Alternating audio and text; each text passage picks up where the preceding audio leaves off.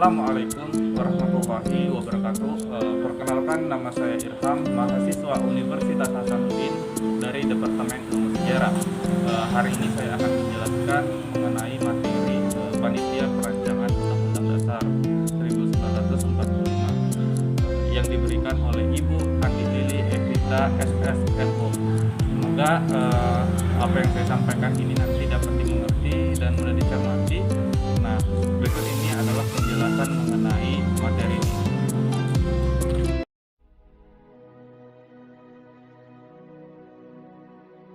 Jadi sebelum Indonesia itu mengalami kemerdekaan pada tanggal 17 Agustus 1945, sebelum itu ada sebuah perjuangan yang diperjuangkan oleh tokoh-tokoh perjuangan pada saat itu, yang tujuannya untuk kelak Indonesia itu bisa mengalami sebuah kemerdekaan, untuk agar kita semua ini memperoleh kebebasan. Salah satunya adalah adanya pembentukan perancangan panitia pembentukan perancangan perundang-undangan pada saat itu, Undang-Undang Dasar, di mana diketuai oleh Insinyur Soekarno, di mana anggotanya itu seperti Maramis, Oto Iskandar Dinata, Purbojo, Salim, Subarjo, Supomo, Hasim, Parada Harahap, Batur Hari, Susanto, Sartono, kemudian ada Wongso Negoro, Ojo Niningrat, kemudian ada Singgi, ada Teng Hoa, kemudian ada Diningrat, kemudian ada Supiman dan Nyonya Santoso. Pada saat itu, ketika prosesnya, ketika rapat dibuka pada persidangan pada saat itu, ketua memberikan penyesalan kepada Kaitio pada saat itu, di mana Muhammad Yamin pada saat itu dimasukkan dalam panitia Undang-Undang Dasar tidak diterima pada saat itu. Oleh sebab itu, Muhammad Yamin akhirnya menolak angkatannya sebagai anggota panitia keuangan pada saat itu. Anggota panitia keuangan dan ekonomi pada saat itu. Oleh sebab itu, ketua menyarankan pada saat itu, apakah Muhammad Yamin ini alangkah baiknya dimasukkan saja dalam proses perancangan undang-undang pada saat itu. Karena sebelumnya Muhammad Yamin inilah yang telah memasukkan lampiran berisi rancangan undang-undang dasar Republik Indonesia pada saat itu. Jadi secara umum dialah yang mencetuskan rancangan pada saat itu oleh Muhammad Yamin. Kemudian pada persidangan pada rapat itu terjadi suatu perdebatan pada saat itu yang sangat sengit, di mana para tokoh dan anggota saling memberikan kritik mereka di persidangan. Persidangan yang sangat ketat pada saat itu, di mana terdapat kritik-kritik yang sangat pedas, kemudian masukan-masukan. Pada saat persidangan terdapat beberapa kesepakatan yang dihasilkan bersama dan didiskusikan. Salah satu kesepakatan atau hasil diskusi pada saat persidangan pada tanggal 11, pada saat itu sidang pertama pada tanggal 11 Juli 1945, itu adalah salah satu yang pertama adalah membentuk panitia perancang Declaration of Rights yang terdiri dari Subarjo, Sukiman dan Parada Harahap sebagai anggota. Kemudian adanya Prebul, kemudian ada Undang-Undang Dasar, kemudian ada dihasilkannya kepala negara, di mana kepala negara ini di tangan satu orang, yaitu presiden. Kemudian juga membentuk panitia kecil beranggotakan 7 orang pada saat itu, pada rapat pada tanggal 11 Juli pada saat itu. Jadi pada saat itu terjadi pula perdebatan yang terjadi di persidangan terkait unitarisme dan feudalisme. Ada beberapa anggota yang menginginkan unitarisme dan ada juga mengenai keinginan federalisme, dan sesudah itu isi preambule, bukan kata-kata, dipersoalkan. Akhirnya semua itu menyetujui. Kemudian ketika ada rancangan undang-undang pada saat itu, Latuhari saat itu keberatan yang adanya kata-kata frase yang mengatakan bahwa ketuhanan dengan kewajiban menjalankan syariat Islam bagi pemeluk-pemeluknya, pada saat itu menolak. Jadi Soekarno juga pada saat itu yang mengetuai pada saat itu juga mengatakan bahwa preambule adalah suatu hasil jeripaya antar golongan Islam dan kebangsaan. Kalau kalimat ini tidak dimasukkan, tentu akan tidak dimasukkan oleh tidak diterima oleh kaum muslim, karena menurut Soekarno karena Indonesia pada saat itu adalah kaum mayoritas, jadi tidak masalah apabila ketika perancangan undang-undang itu dimasukkan dengan kata-kata tersebut. Nah, itu adalah satu perdebatan yang terjadi pada saat persidangan tersebut. Di saat terjadinya perdebatan di sidang itu, banyak dari anggota pada saat itu mengkritik, bahkan memasukkan masukan pemikiran mereka. Salah satunya adalah dari Wongsonegoro dan Jajadiningrat yang menyarankan alangkah baiknya tidak usah ada unsur-unsur agama di dalam tersebut, karena itu dapat memicu akan terjadinya fanatisme pada saat itu. Kemudian pada saat itu Agus Salim akhirnya menanggapi bahwa permasalahan ini tidak terlalu rumit, jadi tidak perlu dipermasalahkan, ini bisa diselesaikan dengan baik dan penganut agama tidak perlu khawatir. Pada saat itu Agus Salim yang menyatakan pendapatnya pada saat itu. Kemudian pada akhirnya ketua mengatakan bahwa bukan suatu masalah besar, karena pada saat itu Indonesia itu adalah negara mayoritas dan tidak perlu diperdebatkan atau dimasalahkan. Kemudian dari hasil voting akhirnya juga menerima isu terkait ini, di mana ada 9 orang yang menolak tentang frase isi dari perancangan undang-undang pada saat itu. Kemudian ada juga 10 orang yang setuju terkait mengenai pokok-pokok pemikiran tersebut, dan akhirnya tidak ada yang menolak.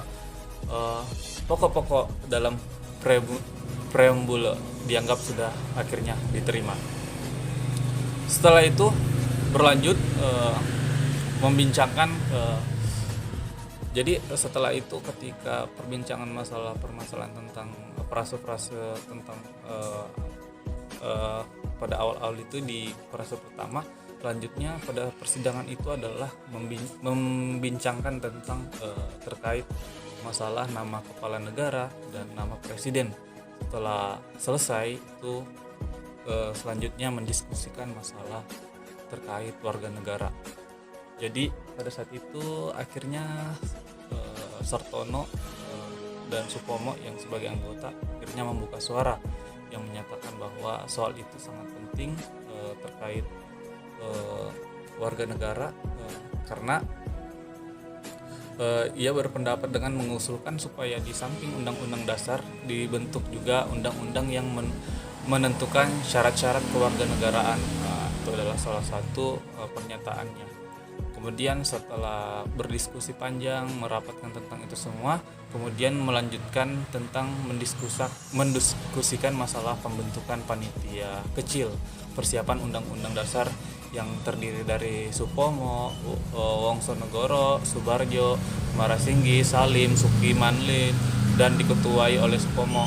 Jadi kewajiban panitia kecil perancang undang-undang dasar ini dengan memperhatikan pendapat-pendapat yang telah dimajukan di rapat besar dan rapat panitia perancang undang-undang dasar 1945. Jadi apa kesimpulannya? Jadi pada persidangan ini pada tanggal 11 Juli 1945 ini kita dapat menyimpulkan bahwa pada saat itu banyak sekali hasil-hasil yang diperoleh dari persidangan ini.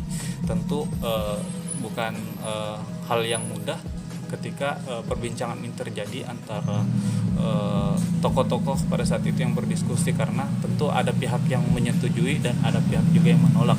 Jadi dalam hal ini kita tentu harus pintar dan bijak. Itulah hasil rapat yang pertama pada tanggal 11 Juli. Kemudian selanjutnya kita akan membahas mengenai bagaimana sih rapat kedua pada tanggal 13 Juli 1945.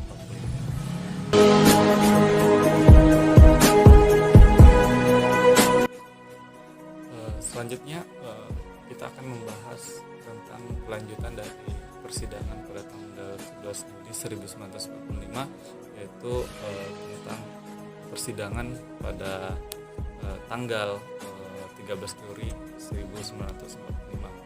Jadi secara umum setelah persidangan pada tanggal 11 Juli itu kemudian dilanjutkan lagi pada tanggal 13 Juli, di mana hasilnya persidangan ini adalah banyak sekali hasilnya sama halnya yang didiskusikan pada tanggal 11 Juli pada saat itu.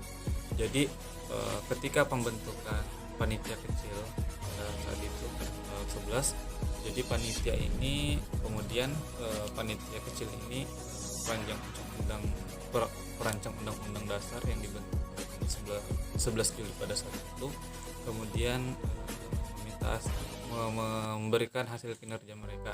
Jadi pada tanggal 13 Juli itu membahas di dalam persidangan, di mana dikemukakanlah berupa hasil perumusan yang disepakati oleh anggota BPU PKI. Adapun pokok hasil pembahasan sidang 13 Juli pada saat itu adalah meliputi sebagai berikut.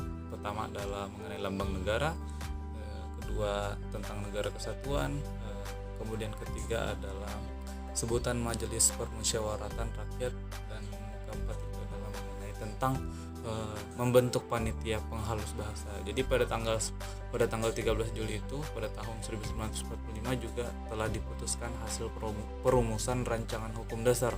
Rancangan tersebutlah yang kemudian disempurnakan bahasanya oleh panitia penghalus bahasa. Jadi persidangan kedua kemudian selanjutnya dilanjutkan oleh pada tanggal 14 Juli 1945 untuk menerima kembali laporan panitia perancang Undang-Undang Dasar 1945. Jadi bisa kita katakan bahwa pada proses persidangan pada tanggal 13 Juli ini tidak jauh berbeda dengan persidangan yang sebelumnya, cuman mungkin dari hasil persidangannya berbeda, namun dari segi diskusinya tentu akan salah satunya adalah untuk mendiskusikan tahap-tahap menuju proses kemerdekaan Indonesia ini. Nah, itu adalah salah satu yang saya jelaskan tadi terkait materi ini mengenai perancangan Undang-Undang Dasar 1945 itu, yang terjadi prosesnya pada tanggal 11 Juli dan 13 Juli sesuai dengan materi yang diberikan. Mungkin itu saja yang bisa saya sampaikan. Mungkin apabila ada kurang dan lebihnya mohon dimaafkan. Sekian dan terima kasih. Semoga apa yang saya sampaikan mudah dimengerti dan bisa diterima. Terima kasih. Sekian. Wassalamualaikum warahmatullahi wabarakatuh.